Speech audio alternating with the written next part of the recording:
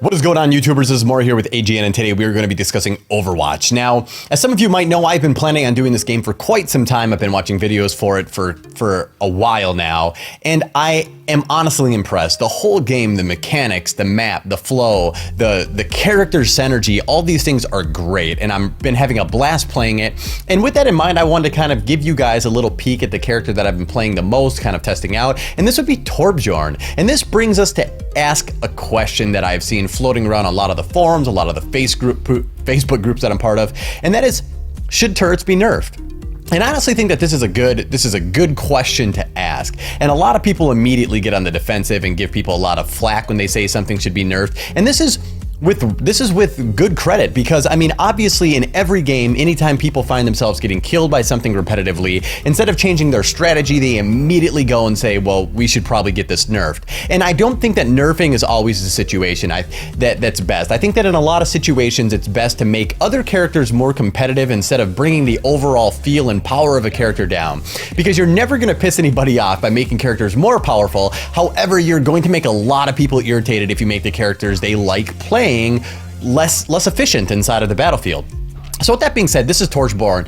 Torbjorn is a dwarf, I guess you could say. He's a dwarf that has a turret, and this turret can be basically sent out independent of his own actions. So you could set up a turret, you could leave it alone. It starts off in stage 1. You bang on your hammer 6 times to get it to stage 2. Now stage 2 gives it an extra gun, gives it some more damage, and also gives it twice as much health. It goes from 150 to 300 health in that time period. He also has a gun that is a slower shot long range weapon, and a closer range sort of shotgun spread blast weapon that is very effective, very effective. And his superpower is the ability to go into overcharge mode. And overcharge mode gives him twice as much armor, basically, makes him very hard to kill, and it also gives his turret about twice as much armor, if not more, and gives it a whole bunch more firing power, which makes it completely OP. Now, the only reason that I am even prefacing any of this with talking about a nerf for this character is simply because of the fact that not only is the character independently strong, starting off at 200 health, plus he can create armor as one of his abilities that'll give him an additional 75 armor, boosting up to 275. He has 2 different types of weapons, and his turret is literally lock-on strength power. When you turn a corner, it will immediately lock onto you. And I know there's a lot of people who might say that you could probably counter this with Widowmaker or any of the longer range players that is capable of taking out the turrets from a distance, but this is not always guaranteed. It's risky. It means that you have to get at a good angle for it, and if they have any more than 1 turret, usually most teams on defense will have 2 or 3, it's going to be very hard to stop. So, with that being said, I would like to further quantify or clarify, I would say qualitatively, what it means for a character to be overpowered. And for me, I suppose that my definition would be that within a game mode, a character is overpowered if there isn't really any other viable solutions for you to pick as a character instead of the one in question. So in this case, for defense, there really isn't any other viable characters for defense that are going to put in the amount of damage and work and just sheer stoppage power as Torbjorn, or Bastion for that matter, but mostly Torbjorn I think is far more overpowered. And when I look at all my previous games, as you can see, I'm a level 30 at this point.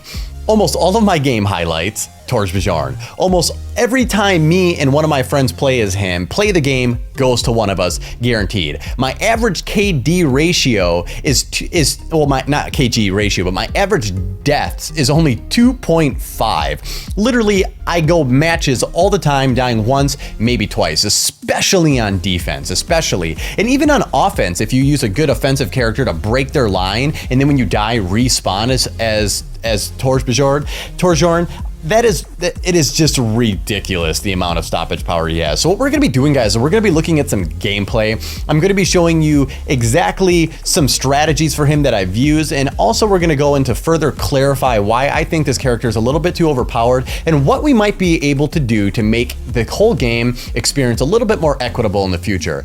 Also, I would like to preface any future thing that I say with an addendum stating that I love this game. It is amazing. It is a blast. Probably the most fun multiplayer I've had this year. So keep all that in mind as I go forward with any criticisms that I might make. Just realize that I really do like this game.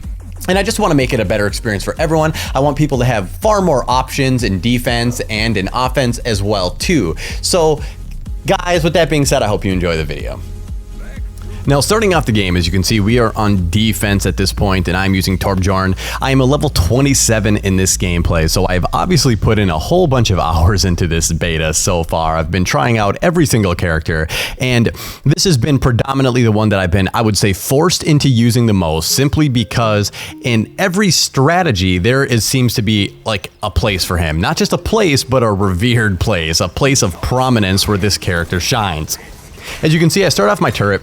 I have to hit it 6 times before it ends up going into stage 2 or level 2. So when you go up to level 2, you see that there's 2 guns that are available.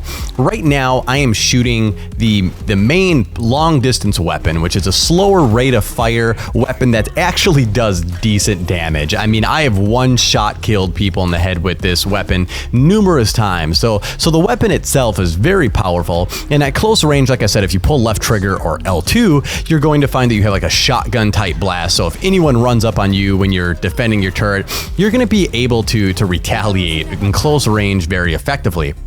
As of right now, we are essentially just camping the area that they are going to be coming out for. You'll see that I just dropped an armor pack right there, and you can pick up scraps off the battlefield in order to boost your armor, and it will give you an additional 75% armor, upgrading your total amount to 275. Now, as you can see, there's also going to be 2 Torbjorns here. We have one on the right and one on the left, which basically means that we have every angle on the battlefield pretty much covered. And whenever I set up my turret, I am also going to set it up in a spot where I have a good defensive position where I can bang it to heal it. Right now, you see someone shooting at it. So I'm hitting it, I'm trying to heal it, but it explodes. And immediately after it explodes, I'm able to set up another turret because the cooldown timer starts from the moment I put the turret down as opposed to when the turret gets destroyed. And I honestly feel that one of the ways that they could improve the quality of this match, of this game, and this character and specifically, is for all turrets that the cooldown should start from the moment the turret is destroyed, not from the moment that you actually put it down. Because as of right now, even if my turret gets taken down, I can literally pop another one down, hit it 6 times, and it's going to be in stage 2. From this point, you can see that it is literally locking on to almost any enemy that is within range, and I, along with the turret, am just taking pot shots at anything that comes within view.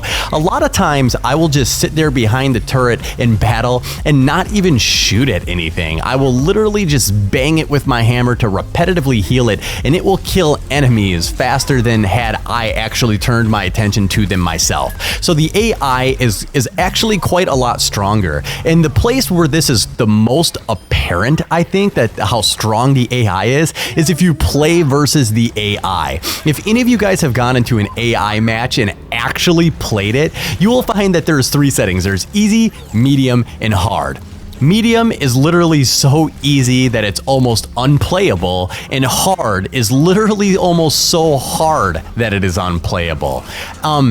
So I would just like to point that out, and just to show you that literally in this game, the AI is just auto lock on. It's just auto target. Like, the aim is just ridiculous. As you can see right here, I just did what I told you about. I sat there and I just kept banging on my turret the entire time to get that damage in so that they couldn't destroy my turret faster than I can heal it. Right now, my turret is supercharged, which means it's in stage 3, and I went from having 275 health to having 500 health during that time period, and my turret went all the way up to having double its health as well too, and it lasts for about 10 seconds total, this supercharge ability. As you can see, I'm buffing the characters around me by continuously throwing out those little armor bits that you see on the ground. You keep seeing the notification that people are using this armor. So not only am I doing incredible damage with my turret and with my own gun itself, but I'm also buffing my entire team and giving them, as a whole, at least 500 points more armor, if not more, if everyone is using it effectively. So now, I just want you to point out that I haven't died this entire match. No one died this entire match almost. And throughout this whole game, I was just on a kill streak the whole time, barely even pulling out my weapon at all. I got play of the game as usual, almost always on defense. If it's me and another Torj, we're going to get play of the game. It's just going to happen because the killing power is just so much greater than the average person's ability to kill inside of a battlefield. Now, we talked a little bit about why I think that this should be nerfed, and we gave a brief suggestion on how it could be better. And the way that I said that it could be better is if the cooldown time started from the moment your turret was destroyed as opposed from the moment you placed it. I think that changing this cooldown criteria would make the game a lot more stable. As you might have just noticed there, my average death ratio, as I said earlier, was about 2.5, which is just crazy for any type of multiplayer, especially one as new and just chaotic as this one.